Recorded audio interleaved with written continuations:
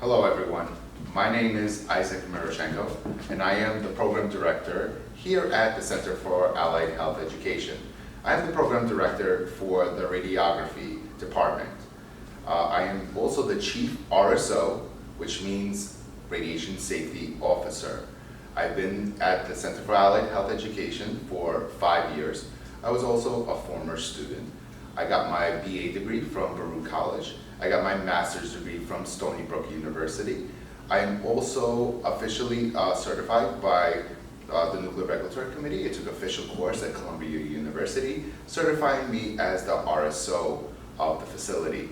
Tina Steyer, which is the Program Director for Radiation Therapy, is my associate RSO. She is also in charge of making sure that all radiation safety standards are being compliant. Now, if you ever need to reach me, my email address is imiroshenko@khe.edu. Once again, imiroshenko@khe.edu. Also, my phone number is 718-645-3500, extension 111. Once again, 718-645-3500, extension 111. Okay, so let's begin with the radiation safety lecture. The first thing I would like to introduce to you is radiation. And I want you guys to discuss it amongst yourselves. What is radiation? What is your definition of radiation from what you have seen in the past? Now, I will give you my definition of radiation. So what is radiation? Radiation is energy that is transmitted by waves through space or matter. And there's different types of energy. Energy includes mechanical energy, it includes nuclear, electrical, and electromagnetic radiation. Now, these forms are classified as radiation because they can be usually transmitted through some type of matter. And the matter that we are most looking into is biological matter. Now, there are different types of radiations. You are living on the planet Earth, and on Earth, there's different types of natural radiation that exists. There's radiation that is emitted by the sun. There's radiation that's called cosmic rays. There's uranium, and also there's radon. Just living on this Earth, stepping on the ground, you are being exposed to radiation. Your own body emits radiation. Now, there's also man-made sources. There's medical and dental x-rays, which is the largest source of man-made radiation, and now it has been increasing because of the popularity of computed tomography. There's also nuclear waste, and also there is consumer products such as cell phones and watches. This is the electromagnetic spectrum. On the left-hand side, you can see ionizing radiation. On the right-hand side, you can see non-ionizing radiation. In just about a minute, we're going to be talking about energy levels of the electromagnetic spectrum and wavelengths. On the left-hand side, you have a higher energy, which is gamma and X-ray.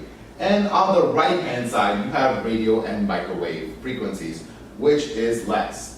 Now, the electromagnetic waves are characterized by the frequency. So what is frequency? Frequency is the amount of waves. It is also characterized by wavelength, which means the distance from peak to peak, peak to peak. The higher the energy, the higher the frequency. The shorter the wavelength, the higher the energy. The lower the energy, the lower the frequency. The longer the wavelength, less energy. What we are most worried about is the left-hand side of the electromagnetic spectrum, the higher the energy. The reason for that is the higher the energy, what happens is that the radiation becomes ionizing. The ability to eject the electrons out of orbit becomes reality. Versus a lower energy, all it does is vibrates the electron. It doesn't do anything other than generate heat. So, different types of radiation. So radiation that has sufficient energy to dislodge orbital electrons. So what does that mean? Once the energy, the higher energy, hits the incoming photon, hits the orbit, what happens is it ejects the electron. Now there's always a void to be filled. And that void is what can generate biological effects, such as cancer, genetic mutations, and even possibly cataracts, right? So ionizing radiation has the ability to alter the composition of matter and pretty much disrupt life processes. And there are different types of life processes that can be disrupted, depending on the amount of dose the person has received. If the person has received a high amount of dose at one given time, they can also exhibit early somatic effects. What is somatic effects? Somatic effects is biological effects. So if a person has been exposed to a huge amount of total body dose, they can start exhibiting early somatic effects such as alopecia or epilation, which means hair loss, skin erythema, which means skin redness, or desquamation, which means skin peeling or sloughing. And there's different types of desquamation, such as dry or moist. So you have to really think about it as your skin starting to peel off like onion skin. There's also late somatic effects. And late somatic effects due to radiation is what we are really worried about also in our fields of radiation therapy and radiography. Because late somatic effects happen later on in life, right? So effects such as cancer that can possibly happen 20 to 30 years down the line, or some type of genetic mutation, or cataracts. Cataracts can be either classified now as either early or sometimes late. There's a lot of studies that are going around classifying the differences between early and late somatic effects of cataracts, and that is an ongoing study. Now, there's different types of examples. There's different types of radiation. There's particulate radiation or electromagnetic radiation. Now, so some examples are alpha radiation, beta particles, neutrons, gamma, and X-rays. You will be dealing with different types of radiation in the field. For radiography and therapy, the main source that we mostly deal with is X-ray photons. That does not mean that you will not see others, radiation sources. You could, in therapy, also be exposed to protons. So there's different types of radiation sources that you could possibly be exposed to. So what is non-ionizing radiation? That doesn't mean that you don't take any safety precautions. You do, but it does not have sufficient energy, which means power, to dislodge any type of orbital electrons. All it has to do is the ability to vibrate the shell. It just generates heat. Now, there are different types of non-ionizing radiation, such as microwaves, which a lot of you have microwaves at home. When you put your food in the microwave, what happens? You put in a certain amount of time, all it's doing is it's not really changing the chemical composition of anything. All it's doing is vibrating the shells, heating up your food. You have different types of radiation. You have ultraviolet radiation, which is also non-ionizing. There's laser, there's radio waves, there are infrared lights, and there's radar. Now, there's also different types of modalities that we have in the field that does not use ionizing radiation, such as sonography. Sonography uses sound waves. We also have MRI. MRI uses magnets and also a type of radio waves, magnetic radio waves.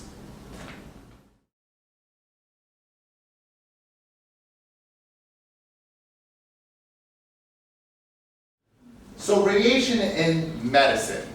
Radiation is used to create images of different anatomical structures and also assist in patient diagnosis.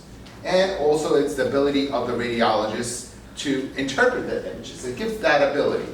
Radiation also is used to treat cancer. A lot of you radiation therapists or future radiation therapists will be using radiation to treat cancer. So both ionizing and non-ionizing types of radiation are used in medical imaging. Now, radiation in the healthcare facility exists in a variety of different areas. They exist in the operating room. They exist in the ER, which is known as the emergency room. They exist in the oncology department. It's also existing in the radiology department. Now, when you first go to clinic, you're going to be seeing these type of signs. These are radiation signs. They could be in different types of colors. Some of them are in yellow and black, some are magenta, some are purple and yellow. The only reason, there's no significance of the color change. The significance of the colors is just to make sure that it's bright and that it's visual, so you will be able to see that it's a radiation area, sign of danger. Now, radiation use will be labeled on the door, the work area, and storage area. A lot of times also when radiation is being produced outside the door, there is a sign that lights up, showing that radiation is being emitted. Always proceed with caution when you encounter these signs. Question it before you walk into the room. If you do not know something, ask somebody before you walk into that room. So what are the risks that are associated with high doses of radiation exposure? What we are worried about as occupational workers is the risk of getting cancer, right? The risk of possibly getting birth defects in the future. Genetic effects for future generation. That's what we are worried as occupational workers, but patients can be worried about early somatic effects and or late somatic effects. Early somatic effects can be exhibited in radiation therapy because you are delivering radiation in a therapeutic level. So your patients might exhibit skin erythema, which is reddening, as I stated before. They might exhibit alopecia, which is hair loss. You will be encountering this a lot. This is Alera. Alera is as low as reasonably achievable. In the past, it was also known as ORP. It was known as Optimization for Radiation Protection. And what does Alera mean? Alera means making every reasonable effort to maintain exposures to ionizing radiation as far below the dose limits as practical in order to produce a diagnostic quality image. So you will be encountering this. This is known as the linear non-threshold model. Linear non-threshold model suggests that even the most minuscule amount of radiation can possibly cause an effect. If you look over here, you have the X and Y axis. This is the radiation dose on the horizontal axis. Biological effects is on the vertical axis. When dose increases the further right you go. Biological effects increase the higher up you go. So as you can see, they're directly proportional to each other. As dose increases, so does the chance of an effect. As dose increases, so does the chance of an effect. It goes up and up. And the more dose the person receives, the higher the chance and probability of an effect happening on later in life continues to grow. It is also known as probabilistic effects. So how do we achieve Alera? The 3 golden rules that we live by as radiographers and radiation therapists: time, distance, and shielding.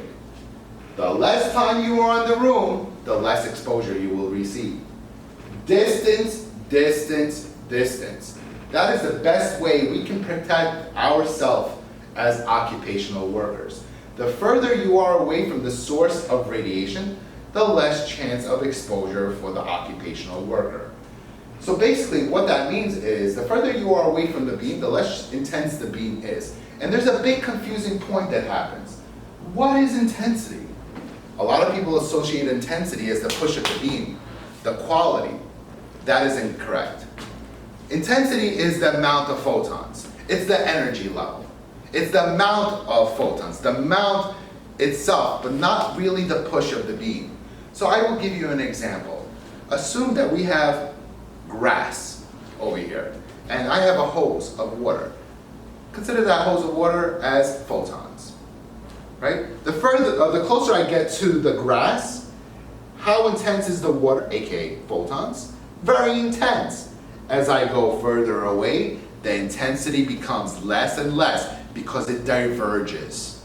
Less photons. So the further you are away from that beam, the less chance of you getting exposure because the beam itself is less intense. So when you double the distance, intensity right away is 4 times less. When you triple the distance, intensity is 9 times less. When you quadruple the distance, the intensity is now 16 times less. So you can see where I'm going with this. Stay away as far as you can from that beam as you could. If you're doing portables in radiography, you're supposed to maintain a distance of at least 6 feet at a right degree angle. At a right degree angle produces a less chance of scatter radiation, which is what we are worried about because it's a lot less energy, less chance of it hitting you. Shielding, the last of the cardinal rules. Shielding exists in a multitude of forms.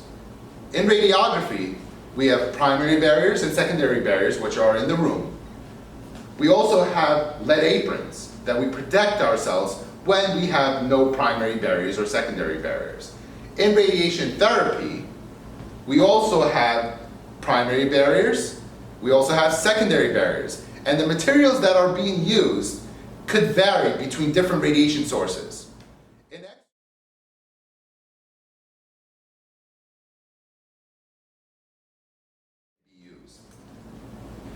So there are different types of regulatory bodies. Let's first go over the NRC, the Nuclear Regulatory Committee. The Nuclear Regulatory Committee are the federal cops. They oversee everything in the United States regarding radiation itself, right? They enforce. They are the cops, right? Now, the NRC would be pretty much stretched very thin if it didn't delegate its powers to the states. There are agreement states and there are non-agreement states. So what does that mean? In an agreement state, the Nuclear Regulatory Committee delegates its power to the state in order to enforce radiation protection standards. There are agreement states and non-agreement states. The state that you currently are living in and studying in is New York. New York is an agreement state. New Jersey is an agreement state. There are other states in the Union that are non-agreement states. That does not mean that they're not bounded by any type of laws. If it's a non-agreement state, the Nuclear Regulatory Committee supersedes and takes over. They can send their own agents down to enforce radiation protection standards. There's also recommendation bodies. We have the ICRP and we have the NCRP. Very similar to each other. The ICRP is the International Council of Radiation Protection. They make recommendations globally around the world. Some of it is a little bit more conservative, some of it is a little bit more liberal. So what is the difference between the ICRP and the NCRP? The NCRP takes the recommendations from the ICRP and gears it more towards the United States. In the United States, we follow the recommendations of the NCRP. Please note that they are not the cops. They are physicists and other people that make recommendations, but they do not enforce. That is what you have the Nuclear Regulatory Committee for, and that is what you have the state itself. In New York, the New York State Department of Health, and we also have the New York Department of Health and Mental Hygiene, which regulates New York City. We get our license granted from the state, but the machines themselves are regulated by the Department of Health and Mental Hygiene in New York City. So the New York State Department of Health, which is the New York State Department of Health, the NYSDOH, it specifies provisions for radiation equipment. It is the one that provides our licenses, and it also monitors human use of radioactive material. The New York City Department of Health and Mental Hygiene now issues certificates of registration for radiation producing equipment in the New York City area. So anytime you have radiation producing equipment or dealing with radiation, you have to establish a radiation safety program, right? So it begins with the administration of the facility and must provide resources necessary for creating and maintaining the program. And the Nuclear Regulatory Committee and the state mandates that there is a committee that must be in place just in case something happens. So I am the chief RSO, Tina Steyer is the associate RSO. We also have a committee. So who is an RSO? An RSO could be a medical physicist, a health physicist, a radiologist, or somebody else that's qualified through adequate training and experience. So every single facility has to have an RSO. The hospitals that you will be rotating or outpatient facilities that you will be rotating at has an RSO. You should also look into finding out who that RSO is. If you have an unsafe exposure, me being the RSO, I will be contacting that RSO of that facility. So, radiation units. There are traditional units, and there are also SI units, which means Standard International. Right now, everything is being transformed into following the SI system. So exposure in air is Rankins. Rankins means in-air exposure. In the SI, or the AKA the U system, it's known as coulombs per kilogram. You also have absorbed dose. In the traditional system, the absorbed dose is rad. In the SI system, it is known as gray. It is a very general term. Rad and gray means dose towards any object. It could be dose towards this table. It could be dose towards the floor. Dose towards anything. We also have dose equivalent. That is what we really use in occupational exposure, right? Or supposed to use also in non-occupational for patients. That is known as, we have REM, which is the traditional, that is radiation equivalent MEN. A REM is the same thing as a sievert. Now that is when we take into consideration which beam you're using, because different beams have different types of energies. Some that can have different weight factors that can cause different effects on people. And also tissue radiosensitivity. Each tissue in our body, different organs, have different sensitivities. These different sensitivities are taken into consideration when calculating equivalent dose and or effective dose. So dose towards biological matter is dose equivalent. Radioactivity, we have Curie, which was the traditional, and we also have Becquerel's, which is the new SI system. So what are the annual dose limits that we are allowed? As occupational workers, I'm going to stick more towards the traditional because your reports are in the traditional. We are allowed, as occupational workers, 5,000 millirems for a whole body exposure, which equals to 50 millisieverts. You can never exceed 10 millisieverts times your age or 1 rem times your age. So if I'm a 25-year-old male, which I'm not, right? If I'm a 25-year-old male, I cannot exceed throughout my whole dose, my whole lifetime dose, right, of 25 rems or 25,000 millirems. To get the conversion, milli means 1/1000. All you have to do is just multiply by 1,000, right? We use, a lot of times we use the word milli in front because rems is a pretty big dose.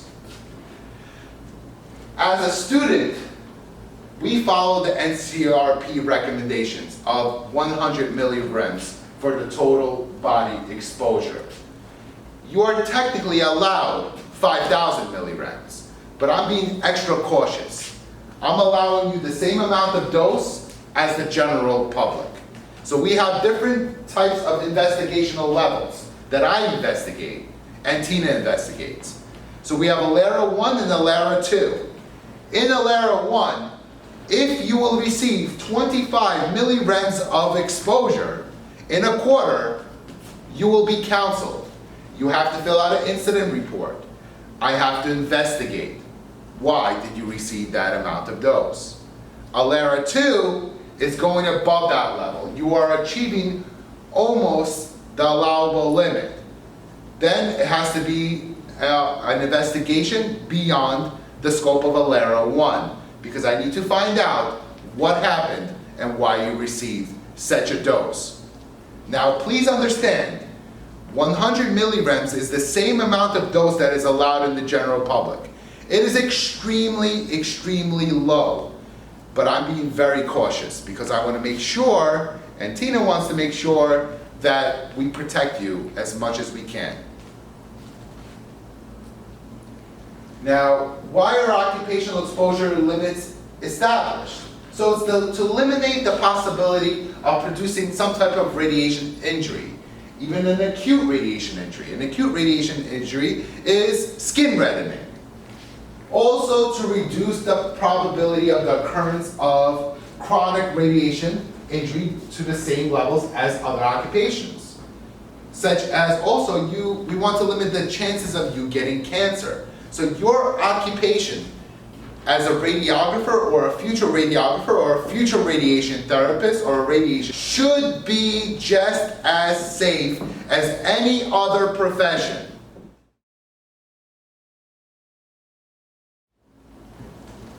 So how do we measure also dose? So occupational radiation workers who may be exposed to 10% or more of the effective dose limit are monitored. And according to ALARA, even if you can achieve 1% of that, usually, generally speaking, most facilities will give you a dosimeter. Dose reports are provided to workers and are monitored by the radiation safety officer. So before you receive your dose reports, which you receive on a monthly basis, I review them, Tina reviews them. We make sure that you are below the ALARA 1 numbers that are stated. Dosimeters themselves are used to measure dose and are typically worn at the collar level. You should ask yourself, why? Why is it worn on the collar level? And I'll tell you why. Which organ is by your collar level? Your thyroid. The thyroid, although not the most sensitive, one of the most sensitive organs in the body. So that is why we usually place the dosimeter on collar level. And there's different types of dosimeters that exist in our field, and I will discuss them generally in the next few slides. Pregnant workers also can wear additional badges, although it's optional, right, if the pregnancy is declared, which I will go towards the last portion of this lecture. Right? So, what is the purpose of a personal dosimeter? Why do you need it? It is not your shield. It's not going to protect you from the radiation, right? It's not a shield like Captain America, right? What it does is it monitors the amount of exposure you could have possibly received. It does not protect you from the radiation exposure. It is in no way a protector, right? All it is, it's a monitor. And there are different types of dosimeters. OSL, the optically stimulated luminescence. This is what you will be using, right? This is the OSL dosimeter. This is what you're going to be placing around your collar level. There is also a film badge, although they don't really exist anymore, they are still here. We still will learn about them. And there's also the thermolucent dosimeter, the TLD dosimeter, which we'll talk about in a second. So a film badge is what used to be used in the past. It is more of, there's an actual film in there. It is a legal document. You could actually have, it could be taken into the court of law if need be. There's also the OSL, the optically stimulated luminescence. It's the most common type of device that's used for monitoring occupational exposure in radiography and in radiation therapy. It pretty much largely replaced the film badge. Sometimes it's even mistaken that old radiographers or therapists call this a film badge. This is not a film badge. This is an OSL dosimeter. Please note the difference. So this is what you guys are going to be wearing around your neck. And I'm going to tell you how you should take care of it. And the dosimeter is read out by using laser lights at selected frequencies. So when the laser light itself is incident upon the sensing material, it becomes luminescent in proportion to the amount of radiation exposure received.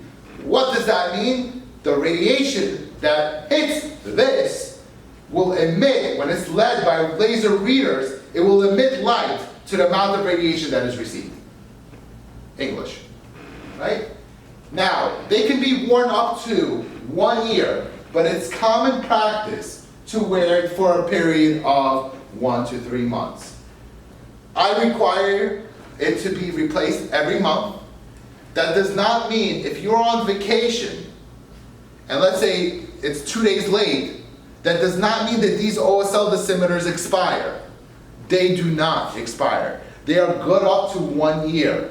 So the next time you're in the facility, we will give out new badges. The new badges should always be brought to school at the last week of the month that you are planning to be in the school and need your dosimeters replaced.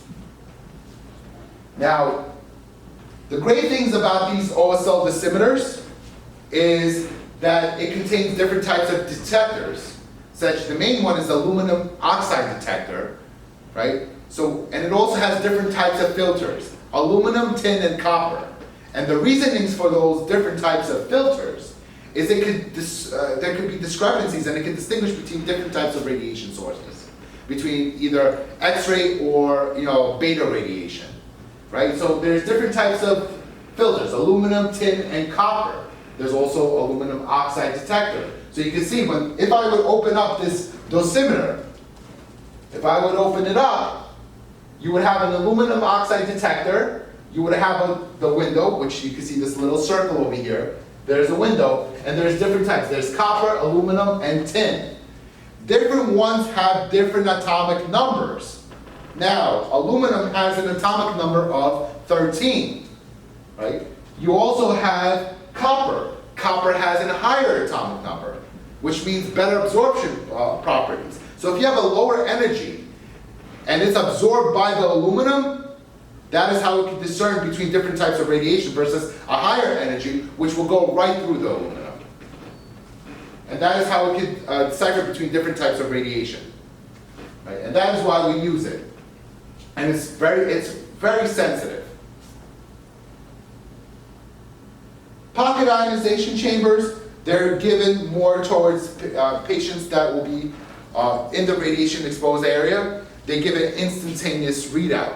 In radiography, you will be using them when patients will be holding pediatric patients. Now, before I go into this, I just want to mention one thing about the OSL dosimeter. The OSL dosimeter that you will be wearing is very sensitive to heat and humidity. Do not leave it in the car in the summertime. Do not leave it in the radiation area. Do not wash it in the laundry machine. Do not dry it. They are very lightweight. They're durable. You might forget it on your scrubs. Please be advised to make sure that once you finish clinic, you can either leave it in clinic and leave it in a non-radiation area, or take it with you and do not leave it in the car. Just leave it in your pocket or in your bag. Let's talk quickly about a control monitor. Very quickly and short, each batch of radiation monitors get a control monitor. That is because the monitors themselves are shipped from a different state, and they're going to be exposed to radiation, whether it's in the air or through a machine.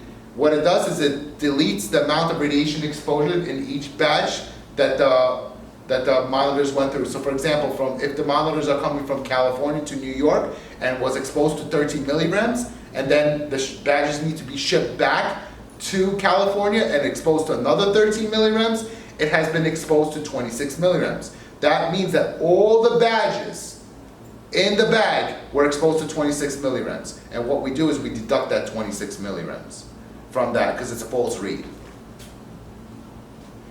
Now, declaring a pregnancy is voluntary. It must be in writing. So if you are pregnant or planning to be pregnant, it is absolutely voluntary. But if you do decide that you want to let me know, I am your RSO, you please come to me and I have to go over a few things with declaring your pregnancy. And also, a second dosimeter will be available to you. It's optional, but it will be available to you so you can put it at fetal level. Exposure limits for a monthly occupational worker is 0.5 millisieverts in the SI or 0.05 milligrams. For the whole pregnancy, it's 5 millisieverts or 500 milligrams. So basically a general pregnancy is between 9 to 10 months. So at 0.5 millisieverts, multiply that by 9, gives you 4.5 millisieverts. For the whole term, you're allowed 5.0 millisieverts, so it puts you under the level. At no point you should be even achieving close to these numbers, but these are the maximum allowable levels. So your right to know. As occupational radiation workers, you have the right to know proper radiation safety. Also the amount of radiation to which you might have been exposed to. So policies and procedures are generally located in the radiology department, and for us in our institution, they're located in the institutional catalog, which is available. Post. These are the NCRP recommendations that you are allowed as occupational workers. So annually you're allowed 50 millisieverts, which is the SI system, or 5 REMs, which is the traditional. Cumulatively throughout your whole life, you're allowed 10 millisieverts times your age, or 1 REMs times your age. For the eyes, you're allowed 150 millisieverts of exposure, or 15 REMs, or 15,000 millirems. For the areas of the skins, the hands, the feet, the organs, the heart, you are allowed 500 millisieverts, or 50 REMs, or 50,000 millirems. For the public is allowed frequent and infrequent exposure and continuous exposure between 1 and 5 millisieverts. For the public's dose to the lens of the eye, they are allowed 15 millisieverts, or 1.5 REMs. For the areas of the skin, hands, and feet, 50 millisieverts, or 5 REMs. For students, you are allowed a total amount of dose of 1 millisievert, which is 0.1 REMs, and if you do the multiplication, equals 100 millirems, and that's the total body dose. For your eyes, you're allowed 15 millisieverts, or 1.5 REMs. For the areas of the skin, hands, feet, organs, such as the heart, you are allowed 50 millisieverts. For if you become pregnant and you declare your pregnancy as an occupational worker or as a student, you are allowed 0.5 millisieverts throughout each month at max, or 0.05 REMs. Or for the entire gestation, which is 5.0 millisieverts, or 0.50 REMs. Negligible dose is anything that's not pretty much detectable or not detectable. That's where I'm going to explain to you on the dosimetry reports. Those are the M's that you're going to see, right? What an M means is that there is a negligible dose that is pretty much below a certain amount that is NCRP recommended of 0.01 millisieverts, so that even though M means that the negligible dose is a lot lower, that does not mean that you possibly didn't get exposed to a minuscule amount of radiation. There's a possibility that you did, but it's so minuscule that it's below the negligible dose that is allowed. Now, a little bit of conversions. To convert millisieverts to REMs, all you have to do is divide by 10. If you want to convert a REM to a millisievert, you just multiply by 10. So your dose reports are read in millirem. Now, to convert a REM to a millirem, milli means, the prefix milli means 1/1000, centi means 1/100th. If you have a prefix of a milli means 1/1000, all you have to do is multiply by 1,000. This is really important to know, especially in radiation therapy. You use centigrades a lot of times, and centigrade is 1/100th. So if you need to convert a grade into a centigrade, all you have to do is just multiply by 100. And to get it back to a grade, just divide by 100. Pretty simple.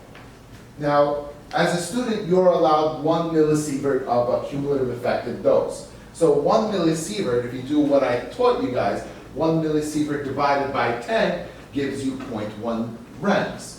Now, rems, like I told you, is a pretty considerably high amount of dose. So we use milli. So all you need to do is 0.1 rems times it by 1,000, and that gives you the 100 millirems per year that you are allowed for a total body dose. So this is something you're going to be receiving every single month. You will be receiving a dosimeter report. That is your possible exposure that you have received throughout the month. Usually it is behind 1 month because we have to ship out the badges and then we have to wait for the reports. When we receive the reports, you have to sign an initial right below your name and date it right below your name, showing that you are aware of the possible dose that you have received. You will also be seeing over here deep dose, eye, and shallow skin dose. Shallow means skin dose. The eye is the dose to the eye. And then you have deep dose index. Deep dose index is your total body exposure, right? And that is what we use to see how much exposure you have received.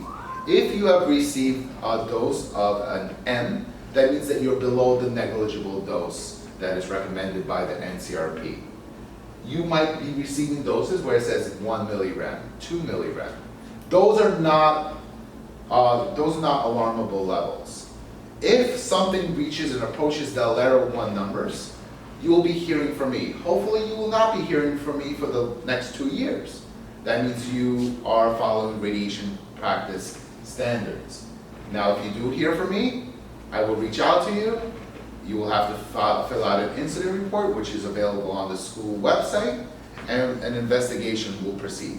Usually for Alera 1, it's just a form that you fill out and you just let me know what could have possibly happened. Alera 2 is an investigational process that begins.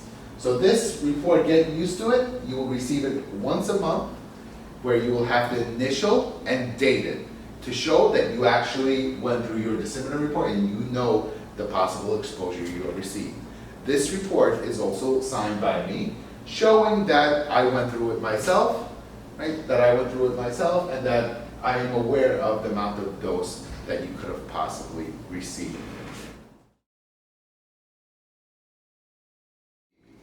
Right? Have a wonderful day. Enjoy the rest of your 2 years in this institution. Have a great day.